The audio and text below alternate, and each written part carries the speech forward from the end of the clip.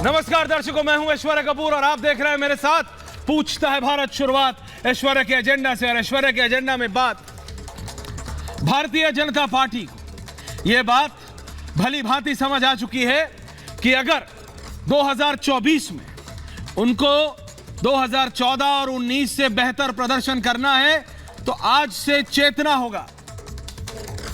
आज से यानी 400 के करीब दिन बचे हैं दर्शकों, 400 के करीब दिन बचे हैं अगले जनरल इलेक्शंस के लिए। और इन 400 दिनों के अंदर, इन 400 दिनों के ही अंदर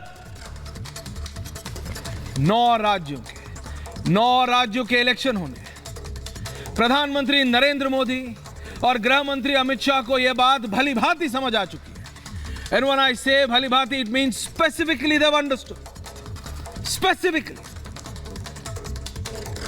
that जो गलती या जो कमी या अगर विपक्ष कोई और शब्द का इस्तेमाल करना चाहे तो वो भी कर ले, लेकिन समझ आ चुका है हिमाचल की हार से कि किसी भी राज्य में, समझिए, किसी भी राज्य में हार का सामना अगर अब भाजपा ने आज से लेके अगले 400 दिनों तक यानी 24 के जनरल इलेक्शंस के बीच किया, चाहे वो मध्य प्रदेश हो, छत्तीसगढ़ हो, राजस्थान हो, कर्नाटक हो, त्रिपुरा हो, मेघालय हो, मिजोरम हो, कोई भी प्रदेश, तो विपक्ष इसको छोड़ेगा नहीं। विपक्ष इसको छोड़ेगा नहीं, समझ रहे हैं आप? और विपक्ष उसको ऐसा माहौल बनाने की कोशिश करेगा कि देखो अगर एक भी प्रदेश हारी बीच में, और यह बात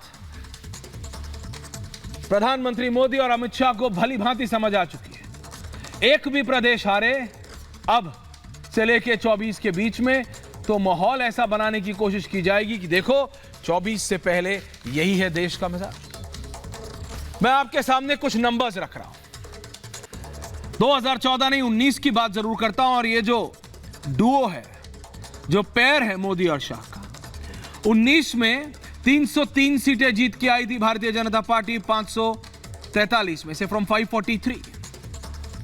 14 में ये 282 थी तो बेहतर की थी, लेकिन इस बार अपने ही रिकॉर्ड को तोड़ने के लिए बीजेपी की माने, ठीक है, हो सकता है आप सुन ले 400 सीट, बट प्रैक्टिकली स्पीकिंग 350 भी बहुत बड़ा नंबर है, बहुत बड़ा नंबर है। और कई बार तो हमने देखा है कि कई विशेषज्ञ या कई जानकार जो पार्टी के अंदर से भी हैं, वो भी कहते हैं कि 303 को भी अचीव करना आसान नहीं है दोबारा। उत्तर प्रदेश में पिछली बार जब इस बार बाबा जीत के आए तो 40 प्लस सीटें कम थी, हां या ना थी। 24 से पहले 9 राज्यों में इलेक्शन है। छत्तीसगढ़ आपका नेतृत्व रमन सिंह के बाद है नहीं। मध्य प्रदेश शिवराज सिंह चौहान कई बार के बहुत वरिष्ठ मुख्यमंत्री हैं, लेकिन आपका जो पार्टी है, जो ऑर्गेनाइजेशन है, वो छितरी हुई है। राजस्थान इलेक्शन है 2024 से पहले, वसुंधरा राजे सिंधिया अपना अलग परचम लहरा रही है। केंद्र नेतृत्व चाहता है एक वरिष्ठ नेता को केंद्र से भेज के वहां बनाने के लिए, वो होने नहीं दे रही है। सचिन पायलट आते आते द्वार से भारतीय जनता पार्टी के लौट गए, क्यों? हरियाणा मनोहर लाल खट्टर क्या आपको दोबारा जितवा पाएंगे?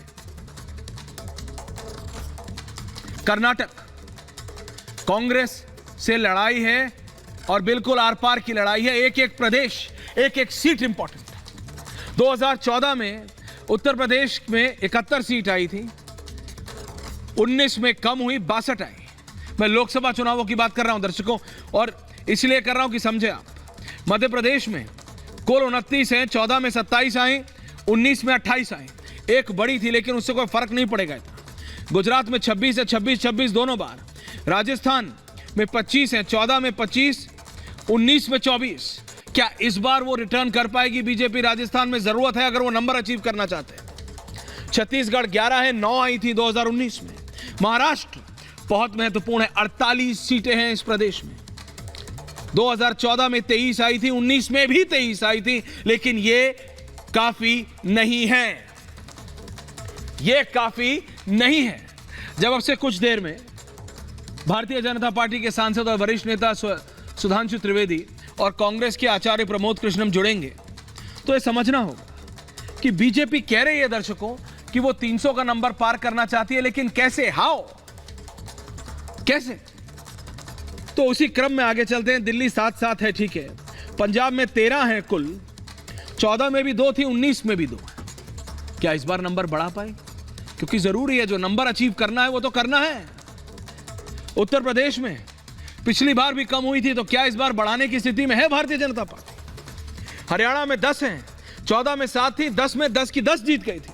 पर क्या इस बार मनोहर लाल खट्टर हरियाणा में वो करिश्मा कर पाएंगे दोबारा? उत्तराखंड 5 है, 14 और 19 में दोनों में 5 जीती।